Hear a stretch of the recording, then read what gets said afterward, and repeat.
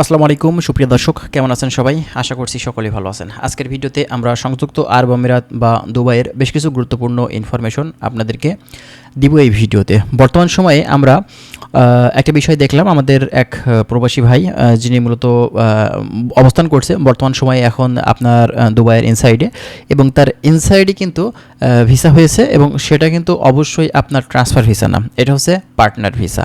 ঠিক আছে, যে বিষয়টা আমরা কিন্তু তার থেকে দেখতে পারছি। যারা বাংলাদেশ থেকে এখন লেবার ক্যাটাগরিতে দুবাইতে বা সংযুক্ত আরব আমিরাতে যেতে চাচ্ছে তাদের কি পরিস্থিতি, অন্যান্য ভিসার কি পরিস্থিতি, সে বিষয়গুলো নিয়ে আজকে আমরা কথা বলবো। অবশ্যই আপনারা ভিডিওটি সম্পূর্ণ দেখবেন, বিস্তারিত বিভিন্ন ধরনের তথ্য এই ভিডিও থেকে আপনারা পেয়ে যাবেন। যারা নতুন এসেছেন চ্যানেলটি সাবস্ক্রাইব করে আমাদের সাথে থাকবেন। চলুন তাহলে কথা না বাড়িয়ে আমাদের মূল ভিডিওটি আমরা শুরু করি। ফার্স্ট অফ অল আপনাদেরকে বলি যে দেখেন, সংযুক্ত আরব আমিরাতের যে ভিসা, এই বিষয়টা আমরা কিন্তু আমাদের কাছে খুবই গুরুত্বপূর্ণ, কারণ আমরা দীর্ঘদিন ধরে কিন্তু অপেক্ষা করছি এই দেশটার ভিসা আসলে কবে নাগাদ খুলবে। তো দেখেন, আমরা যতটুকু সর্বশেষ আপডেট জানতে পারছি যে এই দেশটার যে আপনার হচ্ছে পার্টনার ভিসা, সেটা কিন্তু এখন তারা কিন্তু দিচ্ছে, পার্টনার ভিসাটা কিন্তু তারা দিচ্ছে।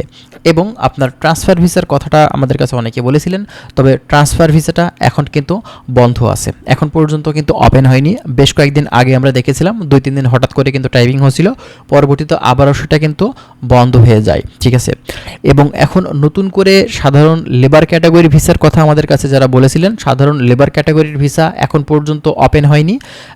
যেটা যদি আমরা বলি যে ওপেন হয়েছে, ভিসা হচ্ছে, যেহেতু পার্টনার ভিসাটা হচ্ছে, তো এক্ষেত্রে এখন আপনার আউটসাইডে এখন বাংলাদেশ থেকে যারা যেতে চাচ্ছেন আপনার হচ্ছে লেবার ক্যাটাগরি ভিসা দিয়ে, তাদের ভিসা হচ্ছে। যদি এই কথা বলা হয়ে থাকে তাহলে কিন্তু মিথ্যা কথা বলা হবে। তবে ভিসা হচ্ছে কোন কোম্পানির সেটা অবশ্যই আপনাকে বুঝতে হবে। ইতিপূর্বে আমরা কিন্তু আপনাদেরকে বলিয়েছি যে এই দেশটিতে এখন বর্তমান সময় ইমার্জেন্সিভাবে আপনি ট্রান্সগার্ডে কিন্তু ঢুকতে পারছেন।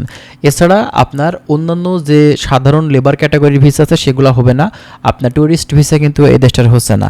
হাই প্রফেশনও কিন্তু খোলা আছে। ঠিক আছে, তো যারা এখন সংযুক্ত আরব আমিরাতে ঢুকতে চাচ্ছেন তাদের জন্য হাই প্রফেশন বেস্ট একটি অপশন।